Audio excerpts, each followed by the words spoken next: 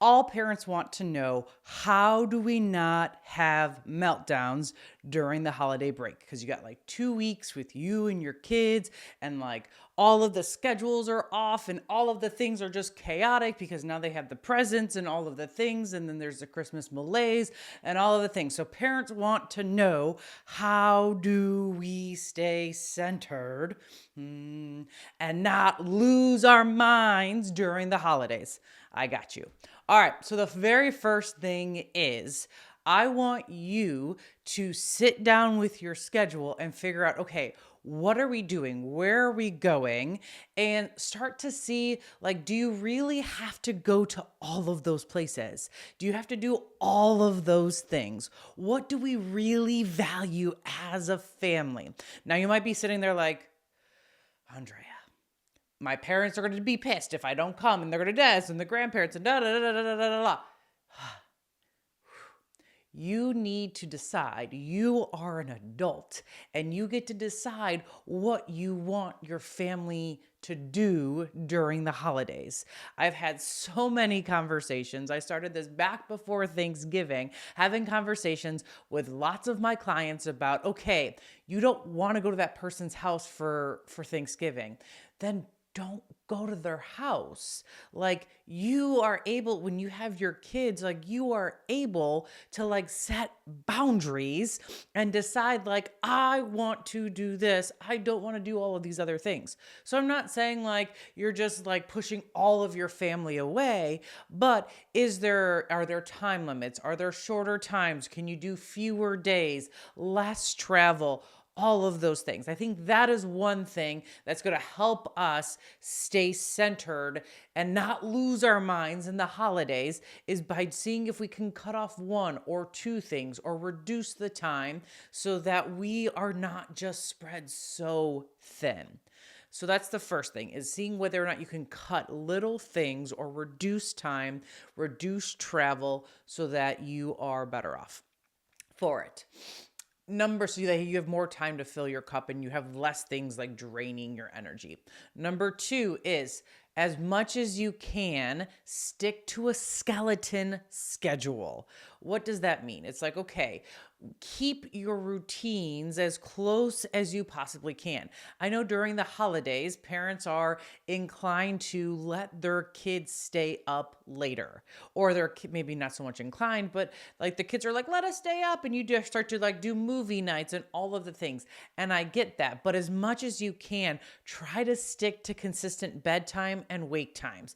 It will help you so much. If that's the only part of your skeleton schedule that you stick to, is going to bed at the same time or roughly around the same time and waking up roughly around the same time, I completely understand that. It's also going to help you as parents, because if you're keeping the same bedtimes, well, then you still probably have that little bit of like the half hour, 2 hours, 3 hours, whatever it is, where you get your alone time, or you get to spend time with your spouse, and you get to do rejuvenation. You get to do something that you want to do for 30 minutes, but you don't have that if you're still having to be a parent because you're letting your kids stay up. And I get like maybe rejuvenating and like doing the movies and all of the things, but then if your kids aren't getting the amount of sleep that they need, well, then they're going to be cranky and you're going to have a lot more temper tantrums. And so we don't want that either. So tip number two is stick to a skeleton schedule. And it's not a skeleton schedule, like basics,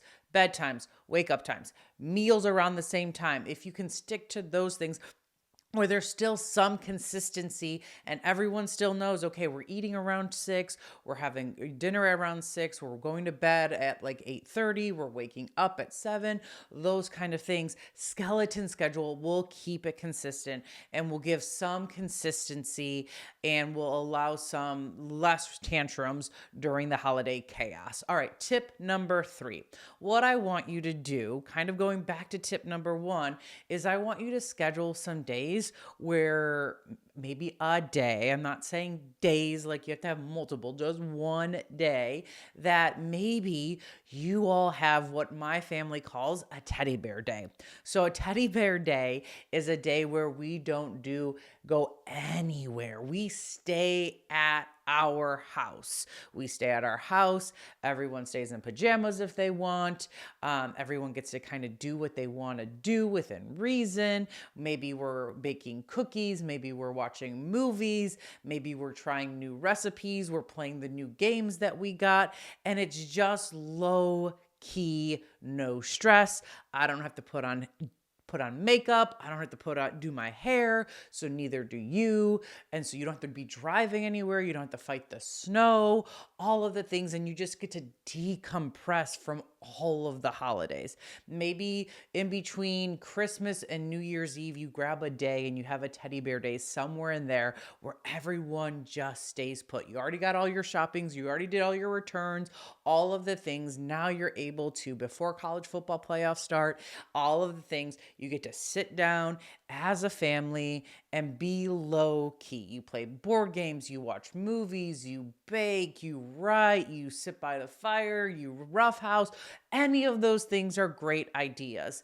You don't have to call them a teddy bear day. You can call them whatever you want, but just give yourself one, and you and your family, just one day over the holidays to just stay at home and not have to entertain anybody and not have to host anybody and not have to put on a show. You're just able to stay in your house and hibernate, like my shirt says, and just be and relax and all of those things. I think.